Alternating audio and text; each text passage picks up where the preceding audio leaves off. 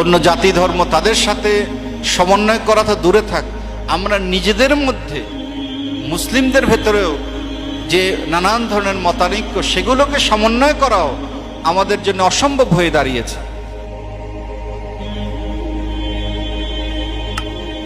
তেমনি একজন মুসলিমের ভেতরে একজন রেফারি থাকতে হবে, একজন কাজী থাকতে হবে, একজন আদিল থাকতে হবে, যে সে কারো না, সে মুসলিমেরও না অমুসলিমেরও না, সে কারো না।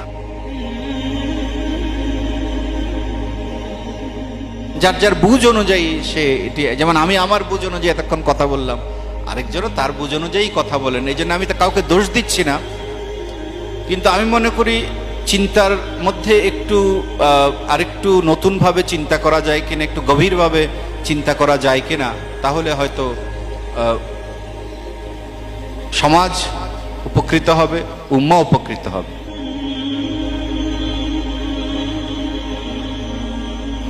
ইসলামের প্রতি আমাদের দায়িত্বটা আরো একটু ভালোভাবে পালন করা হবে।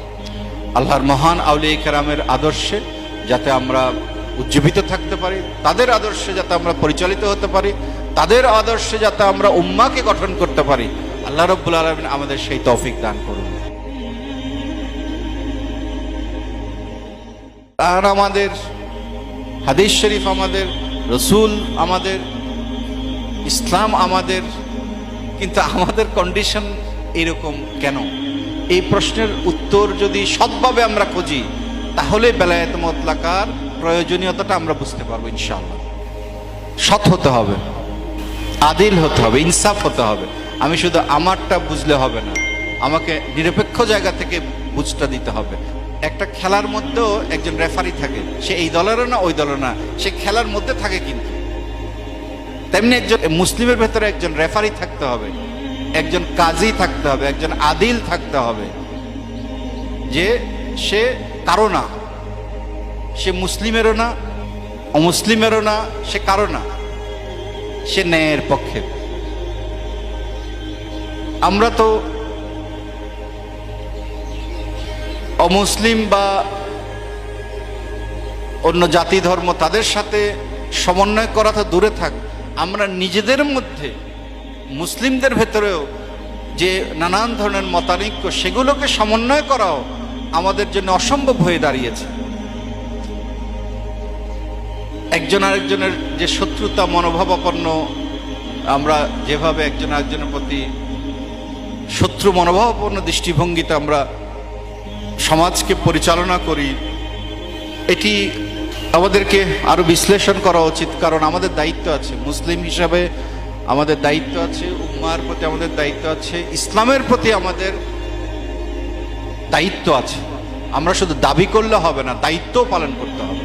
আমরা শুধু দাবি করেই খালাস, দাবি করেই আমাদের দায়িত্ব শেষ, কিন্তু মূল দায়িত্ব পালন করতে যে পরিশ্রম করা দরকার সেটি যদি আমরা করতাম, তাহলে তো উম্মার এই দুরবস্থা আমরা নিজেরাই স্বীকার করতে হতো না।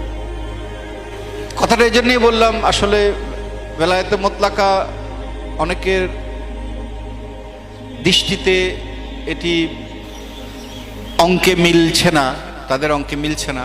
আমি বলবো যার যার বুঝ অনুযায়ী সে এটি, যেমন আমি আমার বুঝ অনুযায়ী এতক্ষণ কথা বললাম, আরেকজনও তার বুঝ অনুযায়ী কথা বলেন। এই জন্য আমি তো কাউকে দোষ দিচ্ছি না, কিন্তু আমি মনে করি চিন্তার মধ্যে একটু আরেকটু নতুনভাবে চিন্তা করা যায় কিনা, একটু গভীরভাবে চিন্তা করা যায় কিনা, তাহলে হয়তো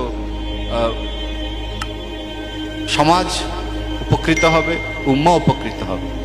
ইসলামের প্রতি আমাদের দায়িত্বটা আরো একটু ভালোভাবে পালন করা হবে। আল্লাহর মহান আউলিয়া কেরামের আদর্শে যাতে আমরা উজ্জীবিত থাকতে পারি, তাদের আদর্শে যাতে আমরা পরিচালিত হতে পারি, তাদের আদর্শে যাতে আমরা উম্মাহকে গঠন করতে পারি, আল্লাহ রাব্বুল আলামিন আমাদের সেই তৌফিক দান করুন। সবাইকে আবারও মোবারকবাদ। বিশ্বলি শান শাহ সৈয়দ জিয়াউল হক মাজমুনের কিবলা কাবার রুহানি ফুয়ুজাতের বারাকাত আমাদের সকলের সঙ্গী হোক। আমাদের এই পবিত্র দিনের বারাকাত, নেয়ামত, রহমত আমাদের সঙ্গী হোক, আমাদের চলার পাথেও হোক। আল্লাহ রাব্বুল আলামিনের অফুরন্ত দয়ার চাদরে আমরা যাতে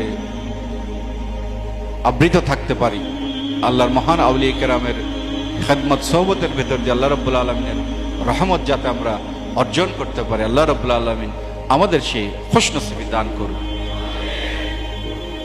সকলকে ধন্যবাদ। আমি সভার সভাপতি হিসাবে আমি ধন্যবাদ জানাচ্ছি, বিশেষ করে আলোচকবৃন্দ তাদের গুরুত্বপূর্ণ আলোচনার জন্য তাদেরকে ধন্যবাদ জানাচ্ছি। আসসালামু আলাইকুম ওয়া রাহমাতুল্লাহি ওয়া বারাকাতুহু।